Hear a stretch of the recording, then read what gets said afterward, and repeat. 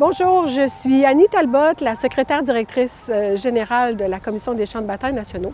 Et en fait, je dirige une fabuleuse équipe de gardiens. On est tous ensemble des gardiens de ce parc historique tellement important pour la Ville de Québec. On souligne aujourd'hui un moment très important qui est celui de l'acquisition d'une collection historique et d'une collection qui représente énormément parce qu'elle se rattache vraiment au tout départ de la Commission des champs de bataille nationaux il y a 117 ans au moment du 300e anniversaire de la Ville de Québec. D'acquérir des objets d'une collection fantastique qui viennent justement marquer comment ce 300e anniversaire a été important, bien sûr, pour la Ville, mais c'est le moment zéro, le moment de départ de la Commission des champs de bataille nationaux. Alors, je me nomme Jean-François Leclerc. Je suis collectionneur du Tricentenaire de Québec et j'ai travaillé toute ma carrière comme concepteur en génie mécanique.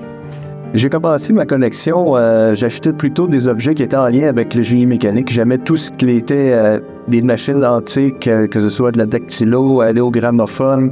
À un moment donné, je ne peux pas vous dire comment ça s'est passé, mais j'ai découvert que la Ville de Québec regorgeait de trésors.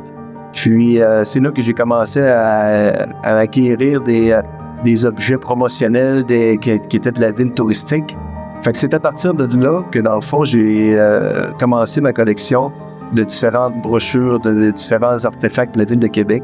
Puis, plus j'ai découvert plein de choses là-dedans, plus l'engouement est parti.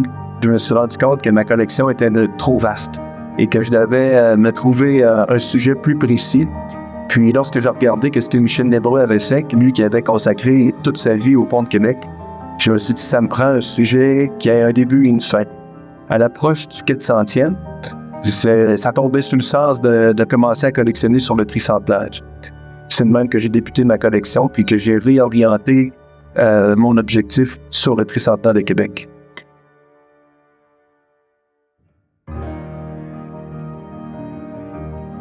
Alors, mon nom est Christian Denis. Moi, je suis évaluateur, mais d'abord, j'ai été conservateur au Musée de la civilisation au Québec. J'ai pris ma retraite en 2018 et depuis ce temps, je fais de l'évaluation d'œuvres d'art, d'objets anciens, enfin, tout ce qui concerne le patrimoine au sens large. Et j'ai eu le bonheur là, d'être sollicité pour faire l'évaluation de la collection de Jean-François Leclerc. Le privilège d'examiner les objets, pratiquement au-delà de 500 objets autour du tricentenaire de Québec. Évidemment, le tricentenaire de Québec, ce qui est particulier, c'est une appropriation collective.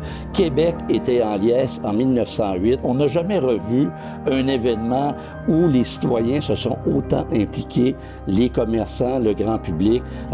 Québec au complet est apavoisé et c'est une fête qui a rayonné aussi à l'international. Alors, ça a été une grande fête populaire. Évidemment, il y a énormément d'objets qui ont été produits dans le cadre du tricentenaire. Quand on a compris ensemble en équipe l'ampleur de cette collection, la pertinence et sa qualité, eh bien, il était évident que c'était un élément extrêmement important qui devait venir pour la pérennité dans la collection de la Commission des champs de bataille nationaux pour que dans 200 ans, 300 ans, ces objets-là viennent encore témoigner de la création de la Commission des champs de bataille. Honnêtement, même moi, comme évaluateur, je ne soupçonnais pas au départ une telle diversité puis un tel déploiement de Québec 1908. La valeur historique de la collection Leclerc réside à la fois dans le nombre, dans la quantité d'objets, mais je dirais dans la qualité intrinsèque des objets qui sont uniques à cette collection. Jean-François Leclerc a été un très bon collectionneur et très aguerri, puis on dit que c'est la collection la plus importante sur le tricentenaire de Québec et il y a des pièces vraiment uniques qu'on ne retrouvera dans aucune autre collection. Alors, je me sens tellement privilégié que la commission ait acquis ma collection. Et je dirais que peu de collectionneurs ont le privilège de voir leur collection rentrer dans le patrimoine canadien. C'est quelque chose vraiment d'exceptionnel et j'en suis très fier.